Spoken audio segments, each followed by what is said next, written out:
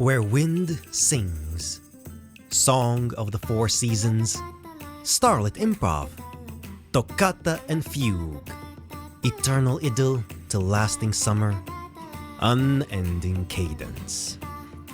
A wandering bard from Rinascita, Ciaccona. She sings not only for the divinity, but also for the common folk. She records stories along her journeys, turning them into songs that evoke laughter, emotion, and tears in both the storytellers and the audience. Music and the world. The little girl always loved to look up, whether at the clear blue of day or the glittering blue of night. She once wondered to herself why, but the words she knew couldn't express how she felt. All she knew was a sense of awe at the great unknown and the mysteries that lay beyond. Eventually, she stopped wondering, for she had discovered that gazing at the skies was an inexplicable beauty in itself. With this discovery, she began to look up while reading, while sleeping, even while walking. Hey, eyes up front, Miss Ciaccona. Why do you keep staring at the ceiling? Watch where you're going. After taking a hard bump to the head, young Ciaccona decided it would be best not to stare at the sky so much, at least not while walking. The next time she looked up, she saw something that would become her lifelong passion. It was an ordinary afternoon when Ciaccona pushed open the door of her father's study. The object tucked away on the top of the cabinet was the first thing she noticed after looking up. She took it down nice and slowly. It was a violin, and her first encounter with an instrument. Picturing how her father had played it before, she decided to give it a try. It was undoubtedly a harsh sound. Yet she felt a peculiar sensation, like she was sinking toward the bottom of the sea. All sounds but the violin began to fade away. The light and shadows of the setting sun blurred. The world before her eyes seemed to draw its curtains, and by the time they opened again, a new world appeared before her. The air was filled with dancing music notes, and in the distance, a group of people played music. Hello? No one responded to the young girl. She walked closer, and though their faces were blurry, the melody seemed familiar. It's a piece Father often plays, composed by our family. Young Ciaccona recalled the music's origins. The group seemed unaware of her presence as they played, surrounding the girl with melodies that sounded of cries of newborn babies and life's joys and tragedies. The music came to an abrupt stop at the sound of a door opening.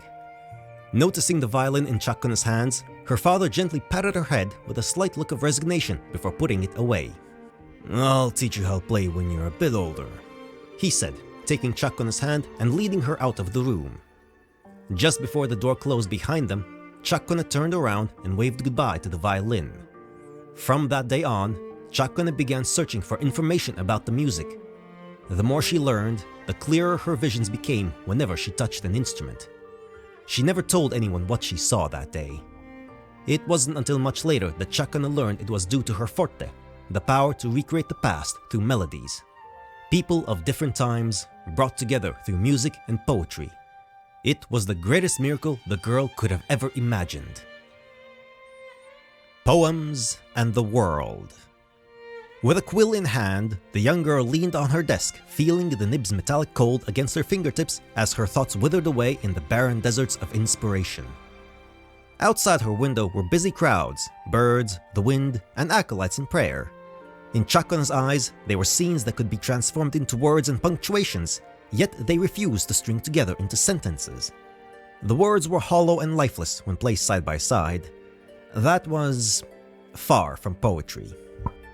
Lady Ciaccona, may I trouble you for a moment? A maid knocked on the door, entering the room after receiving a nod from the girl. I was wondering if I could ask for a favor, since you have a way with words. Could you help me write a letter? It's for my family. Ciaccona motioned for the maid to sit down and began to write on a blank sheet of paper. Dear beloved. When the maid received the return letter from home, she shared it with Ciaccona. Together, they began to write a second letter. What poured forth were heartfelt snippets of the maid's life and thoughts. Ciaccona smiled with the maid's joy and wept with her sorrow. Word of Ciaccona's prowess spread, and more people came to her to write letters. She grew to understand each person's intents more deeply. For those seeking to send a letter to the sailor at sea, her quill carried the salty taste of the sea. For those seeking to send a letter to the father working in wheat fields, her ink bore the scent of wheat. She kept everyone's stories a secret, of course. Before she knew it, she discovered the words in her letters were becoming more like poetry, forming a soul. She picked up her quill and glanced out the window once again, but the scenery remained stubbornly unchanged, and the piece of paper before her remained blank. A knock sounded at the door, likely someone with another letter request. As the girl got up to answer, the voice of the visitor blended with the sound of the creaking floor, and at that moment, she understood what had been holding her back for so long. Before she could write, she needed to first listen. Coming! Who would you like to write to today? Ciaccona smoothed out the creases on the paper as the wind carried the prayers from the Cathedral of Mercury into the room. She continued to be moved by the joys and sorrows of countless stories, all the while searching for the romance and soul within their verses. Fate and the door. The young girl stood anxiously before the door. Still, she stood on tiptoes and slid the key into the lock. With her father and the rest of the family preoccupied with choir rehearsals and no one around to keep an eye on her, Ciaccona knew this was her only chance at opening this door. The door slowly creaked open, revealing nothing but darkness inside. Ciaccona braced against the wall and felt her way to the light switch. Her father had forbidden anyone from entering this room. He told her it was his abandoned study, one he never had the time to clean out. He warned that the floorboards were so rotten they might break underfoot. But this wasn't enough to deter young Ciaccona's curiosity, just as she had read in a poetry book. Do not go gentle into that good night. Rage, rage against the dying of the light. The lights flickered on, lighting up the room.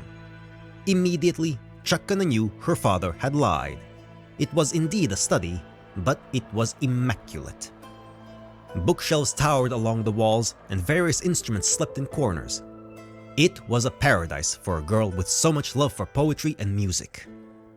She gently touched the instruments, waking them from their long slumber, and began to skip and sing, right, then left, until she collided with a bookshelf.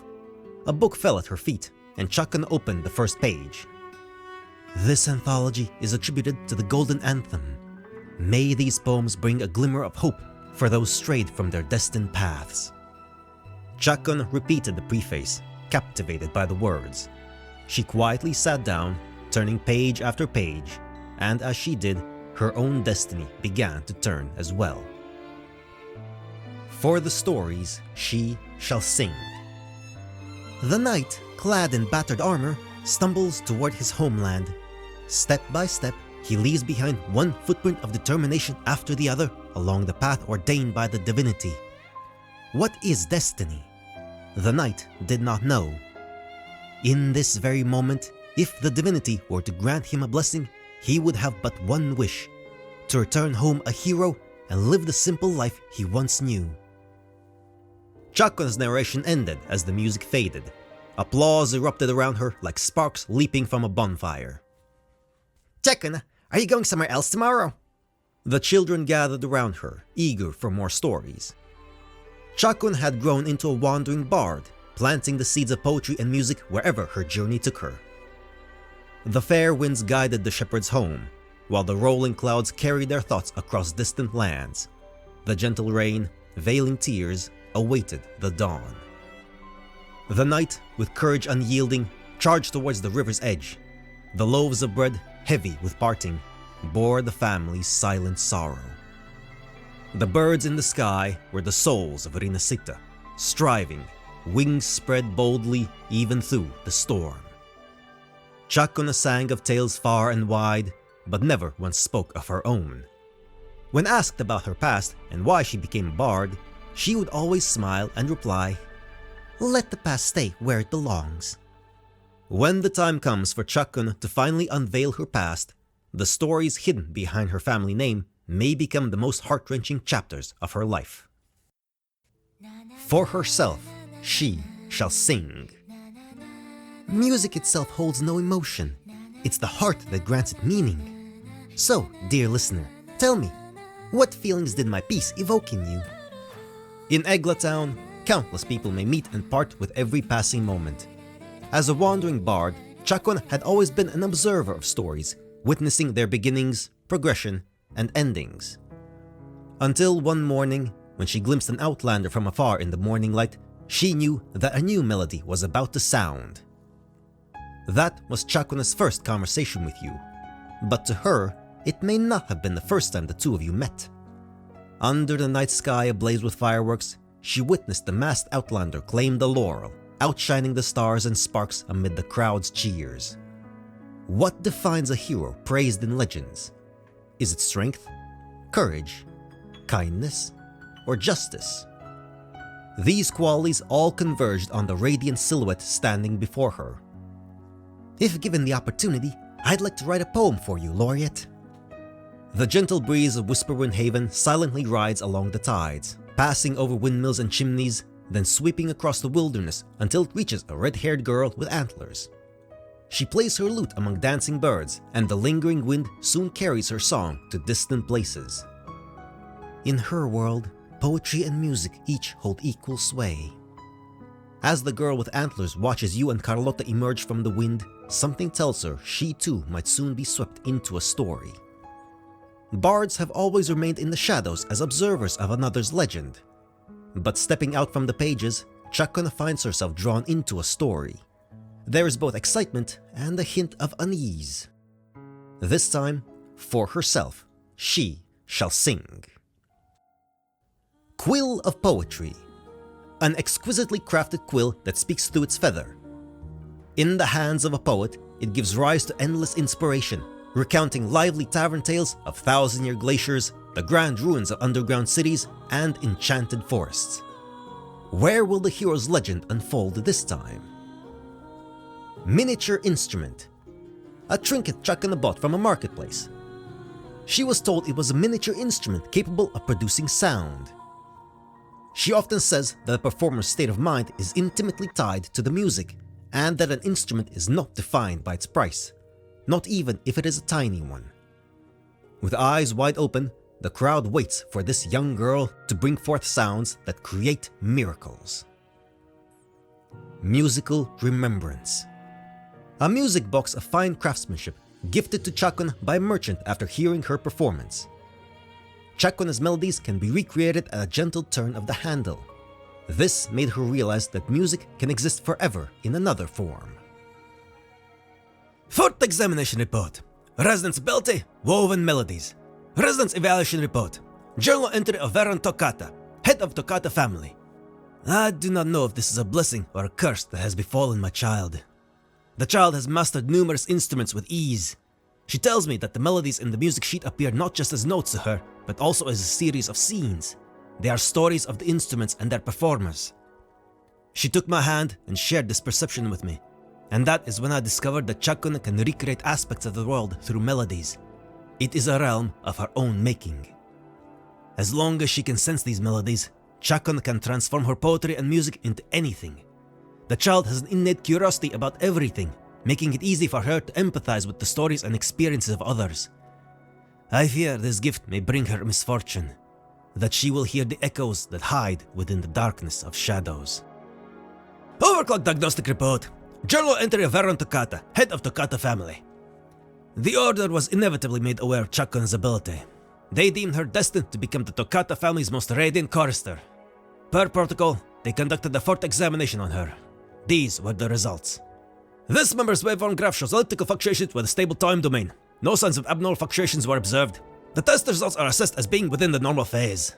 Resonant criticality, high. This member possesses high stability with minimal risk of overclocking. Records indicate no history of overclocking. There is no current need for psychological counseling. All data appears to be normal, likely due to her perception of melodies being filled with wonder and hope. As she grows older, I sometimes wish she could be happy like this forever. Yet I know that became impossible the moment she took that key.